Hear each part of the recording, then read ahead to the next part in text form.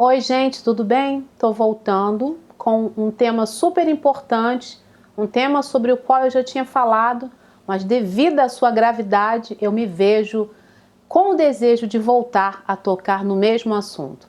A gente está vivendo essa pandemia, estamos vivendo dias difíceis, mais de 300 mil mortes, e nós não podemos continuar vivendo como se nada estivesse acontecendo. As autoridades sanitárias, as autoridades médicas já nos alertaram sobre a necessidade do distanciamento social, sobre as medidas de segurança que a gente tem que tomar, sobre as medidas de higiene, sobre todas as coisas que precisam ser feitas para a gente conseguir dar um freio nessas contaminações. As contaminações só crescem. E a gente percebe que o Brasil, diferentemente de outros países que encararam a pandemia com seriedade e mantendo o isolamento social, está simplesmente crescendo no número de mortos e infectados. E o que a gente percebe é que existe muita desinformação, mas existe ainda mais negacionismo. Com relação à informação, os veículos de comunicação estão a todo momento bombardeando os lares de todos os brasileiros com informações pertinentes de como a gente pode deter esse maldito vírus. Mas o negacionismo ele se torna pior do que qualquer outra coisa, porque faz com que o indivíduo viva como se não estivesse acontecendo nada e com isso contribua para que essa pandemia perdure cada vez mais. E quanto mais a pandemia perdura, mais vidas vão embora. Então não são simplesmente números, não são simplesmente casos, são pessoas, são indivíduos, são sonhos cortados, são pessoas que deixaram de existir, são famílias chorando, são filhos sem mãe, são mães sem os filhos, são pais indo embora, são irmãos deixando de existir. Então a gente precisa encarar com seriedade. E a gente está encarando, né? Pelo menos uma parcela da população está encarando. E de repente você que está me ouvindo é igual a mim, está encarando com seriedade, usando sua máscara, fazendo tudo certinho, passando álcool nas suas mãos o tempo todo. Mas a gente percebe que no meio evangélico existe um negacionismo muito grande, uma falta de responsabilidade. O Silas Malafaia é um daqueles, né, dentre os tantos líderes evangélicos, que simplesmente negou a gravidade da doença. Para ele, isso era simplesmente mais uma doençazinha, que oração resolvia tudo, que não pegava crente, que ia dar tudo certo. E ele não mudou de opinião, porque conforme foram aumentando o número de pessoas infectadas, ele continuou promovendo cultos, aglomerações, né? Ele continuou mantendo a sua rotina de galpões e templos lotados de fiéis. E as pessoas simplesmente vão como se fossem gado, né? Como se estivesse ali naquele cabresto, simplesmente validando tudo o que ele fala. Pode ser o maior impropério, pode ser a maior abobrinha, pode ser a maior sandice, mas tem sempre um monte de crente batendo palma e dizendo que ele está certo. E eu queria mostrar para vocês algumas das falas do Silas Malafaia com relação a essa pandemia. Dá uma olhadinha só. De onde veio essa porcaria? Da minha casa ou da tua casa, por algum acaso? As últimas pragas do mundo vieram de onde? Da China. Eles tinham que ser censurados na ONU. Cretino, bandido, vagabundo, inescrupuloso.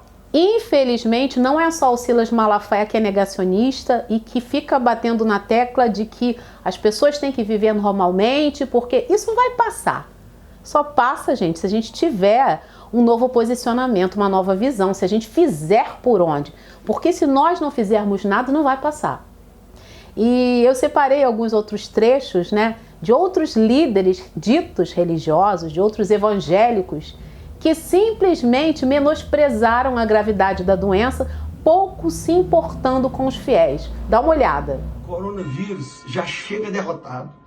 Jesus me mandou não só orar por quem está com coronavírus, Jesus me mandou até ressuscitar morto. Ou seja, é golpe chinês. Golpe chinês. Golpe chinês quer dizer, para descapitalizar. Sim, tava muito alto o mercado. É verdade. Né? Abaixou, eles estão lá meio que sem comida, a comida tá muito cara. Os caras comem morcego lá na China. Os caras pegam o rato vivo assim, ó, segura e morde e come pela boca. O epicentro tem sido a Europa. Hoje é um continente pós-cristão. É o ateísmo que está predominando. O islamismo, o homossexualismo. Existe muito alarde, muito alarme. As indústrias farmacêuticas estão aí ficando bilionárias porque eles pegam um jato aí, cria lá um vírus no laboratório, joga em cima de uma cidade, aí todo mundo corre para a farmácia. Eu corro pro evangelho. Como é que é essa história? Eu não fui para a igreja por causa do corona, eu não fui pra... Você engana a si mesmo, mas a Deus ninguém engana. Isso se a pessoa não ainda escuta, se ainda não recebeu o castigo de não vir para a igreja e ainda pegar em casa mesmo. Eu desafio uma igreja, não é só a plenitude, que é revestida de oração, que é revestida do poder de Deus e do Espírito Santo. Ela pode pegar coronavírus, pode pegar o que for lá fora, mas na casa de Deus o desafio. Deus está mandando, não é vocês que tem que temer aqueles vírus, é aquele vírus que tem que temer um crente cheio do Espírito Santo. Não se preocupe com o coronavírus, porque essa é a tática, ou mais uma tática de Satanás. Seja o que for, coroa de onde for, nós vamos amarrar em nome de Cristo e mandar embora. Nós não podemos ter medo de jeito algum. E os países que têm a bomba atômica, será que eles podem usá-la contra esse vírus? O coronavírus? Nada. Eu tenho um caso na igreja, a moça de Itaquera, em que a moça estava com o coronavírus. Domingo ela vai levar, e não fui eu que atestei, foi o hospital da Santa Casa Santa Marcelina de Itaquera, e agora voltou o exame da cura. Vai tocando nos pulmões agora, vai limpando, Senhor, as vias respiratórias. Você que não é um patrocinador, esse dia nós estamos precisando muito da sua ajuda. Eu estou abrindo o coração, porque os nossos compromissos estão de quarentena, não estão de quarentena, estão livres.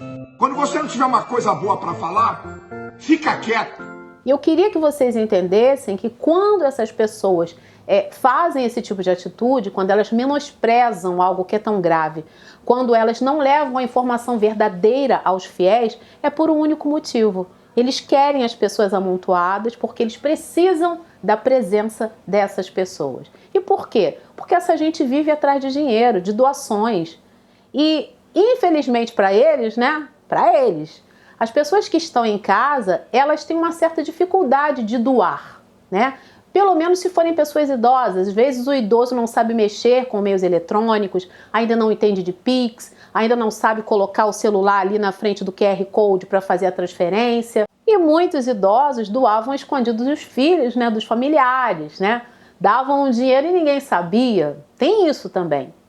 Presencialmente, tem uma questão assim de emoção, né? Porque a pessoa pede, o pastor pede, eu preciso que você doe. Aí você vai lá e doa. Aí ele fala, mas eu preciso de mais doações, porque nós estamos precisando, porque o nosso projeto, porque isso, por aquilo. Então, muitas vezes, a pessoa doa sob forte emoção. Às vezes doa mais do que pretendia doar. Estava com R$100 dentro da bolsa para fazer a doação. Aí o pastor chorou tanto, falou tanto da importância daquela doação, que doou os 100 e passou o cartão e doou mais 200. Então eles precisam de pessoas nos templos. Eles precisam ter pessoas próximas a quem eles possam manipular e de quem eles possam tirar dinheiro. Pessoas a quem eles possam extorquir. Uma coisa muito importante que eu preciso dizer para vocês é que Deus não precisa do seu dinheiro. E no momento de pandemia, se você sentir de doar, doe. Mas não se comprometa no sentido de ficar endividado para ficar dando boa vida a ninguém. Porque, na verdade, o que esses pastores fazem é viver uma vida de luxo, simplesmente patrocinada pela multidão de fiéis que eles têm.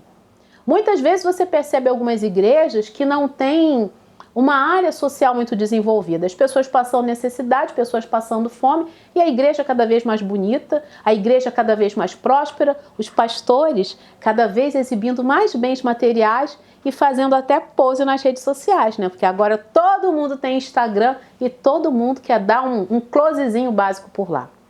Então você precisa entender que você tem que ser consciente. As suas doações têm que ser de acordo com aquilo que você tem, não se divide. E se você raciocinar direitinho, é melhor nem dar. É claro que as igrejas precisam ter o dinheiro para se manterem. Como é que você vai chegar num lugar, né? Você está ali no ar-condicionado, aquilo ali vai gerar uma conta de luz. Água nos banheiros, pessoas para limpar o templo. Tem várias despesas que geram em torno de uma igreja, de um templo. Gente, mas precisa de tanto dinheiro assim? Nunca está o suficiente, nunca está sobrando, nunca sobra. Eles estão sempre contando uma história de que precisa de mais e mais e mais e mais, como se a gente fabricasse dinheiro. Como se a gente conseguisse chegar na rua e simplesmente achar um saco de dinheiro. Gente, tá complicado para todo mundo. Nós temos passado momentos difíceis nos últimos anos, mas agora piorou. E se você não tiver consciência, além de se contaminar, você ainda vai ficar endividado. E ainda dê graças a Deus se você ficar só endividado. Porque tem gente se endividando e perdendo a vida. Então não dê atenção às loucuras que essa gente fala. Não dê atenção ao que Silas Malafaia e sua corja, seus amigos, seus iguais falam. Você precisa entender que esse é um momento em que todas as nossas atitudes e esforços para deter esse vírus maldito precisam ser empreendidas. Fique em casa o máximo que você quiser. O máximo que você puder, aliás.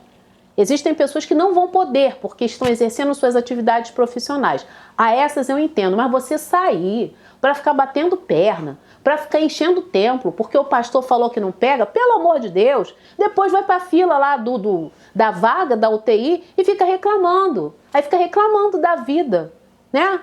Quem está se expondo ao vírus por livre e espontânea vontade, pessoas que poderiam estar em casa, mas estão fazendo questão de ir para a rua, essas pessoas não deviam nem ter direito a leito. Desculpa falar, mas se ela está se expondo porque ela quer, depois vai reclamar de quê? Aquele que precisa trabalhar, ok. Aquele que não tem escolha, aquele que precisa ir, senão ele não come. Mas a pessoa tem todas as condições para ficar em casa e quer ficar batendo perna na rua, sem máscara, não lava a mão direito, pelo amor de Deus. Não fiquem pedindo milagres a Deus, porque Deus não é obrigado a validar a irresponsabilidade de vocês. Quer fazer o que o Silas Malafaia está mandando? Vai lá e faz. Depois não reclama quando você estiver lá embaixo da terra. Gente, eu vou terminando por aqui. Eu começo a falar, acabo meio que me exaltando, porque esse é um tema pertinente. É um tema que volta e meia eu vou bater por aqui. Eu só vou parar de falar quando a pandemia for embora. E pelo visto, a gente ainda vai ter que lidar com isso por um bom tempinho. Então vocês ainda vão ouvir eu falando por aqui de pandemia, de uso de máscara, de gel, de tudo, e de gente que é para sossegar o facho em casa, porque senão vai se contaminar. Então é isso, gente. Até a próxima. Tchau.